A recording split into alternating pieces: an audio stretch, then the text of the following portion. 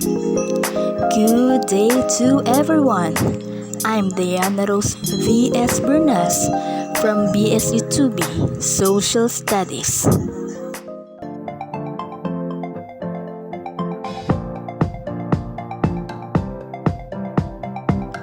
Modern era citizen lawmaking occurs in the cantons of Switzerland from the 13th century. In 1847, the Swiss added the statute referendum to their national constitution.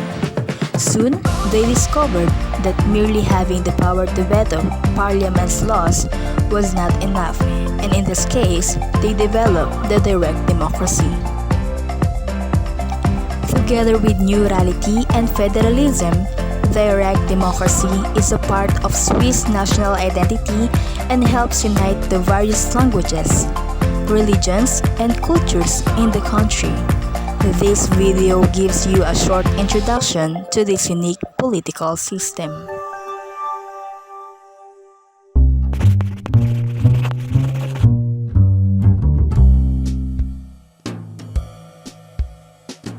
In a country with direct democracy, people can participate directly in politics.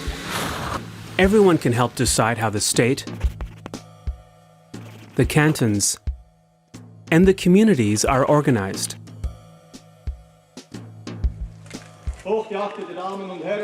One of the oldest forms of direct democracy is the so-called Landsgemeinde.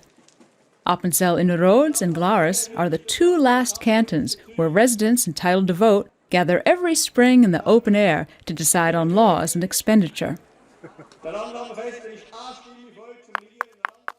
In the whole of Switzerland, residents vote on average 4 times a year on various issues concerning their community, their canton, or the whole of the country. For example, they can vote on whether to have a new school built in the village, on how the canton should produce its electricity, or on the state old age pension plan. In addition, every 4 years the people elect the 246 members of the National Parliament, which consists of 2 chambers. The House of Representatives, representing the people, and the Senate, representing the cantons. This system gives less populated cantons more political weight.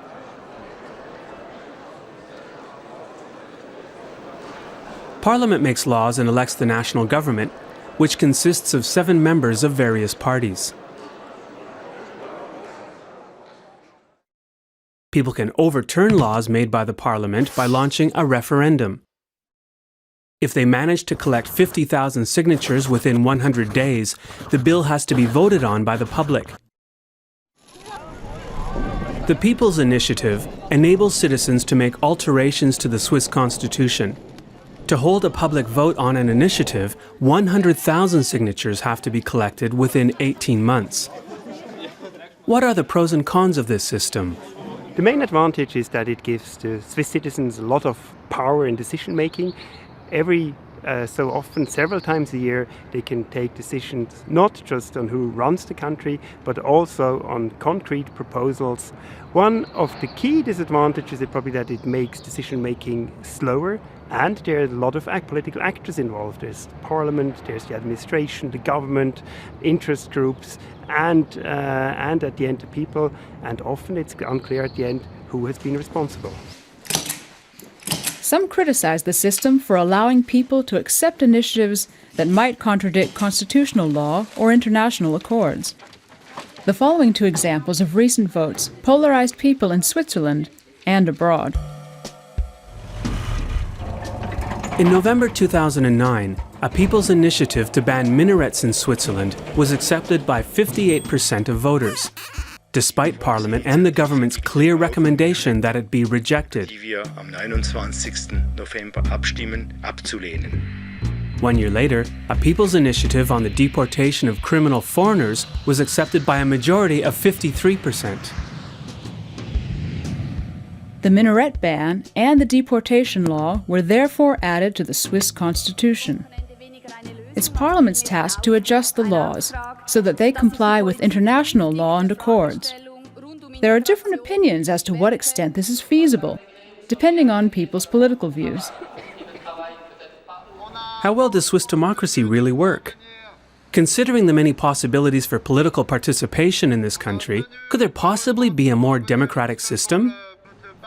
In fact, critics highlight other things that could define a democracy besides active participation in the political process. In Switzerland, they see shortcomings, for instance, in the lack of a constitutional court, in party financing which is not transparent, and in the weak participation in public votes and elections. On average, only 2 out of 5 people eligible actually cast their votes. Despite some deficiencies, Switzerland's direct democracy is unique. Switzerland is the only system where direct democracy plays such an important role in decision making at the national level, when the votes on issues determine the political agenda to a great degree. It makes decision making slightly less predictable because at the end it's the people that are going to decide and not just the elites. Together with neutrality and federalism, direct democracy makes part of the Swiss national identity. Not least, this unique political system helps unite the various languages, religions, and cultures in Switzerland.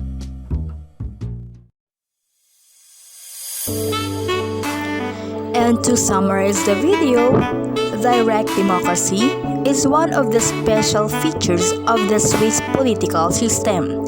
It allows the electorate to express their opinion on decisions taken by the federal parliament and to propose amendments to the federal constitution. In Switzerland, the people play a large part in the federal political decision-making process. All Swiss citizens aged 18 and over have the right to vote in elections and referendums. The Swiss electorate are called on approximately 4 times a year to exercise this right and vote on an average of 15 federal proposals. In recent decades, voter turnout at elections and referendums has been below 40%. Thank you for watching. Again, this is Diana Rose D.S. Bernas, and I hope you learned a lot of things in this video. Thank you.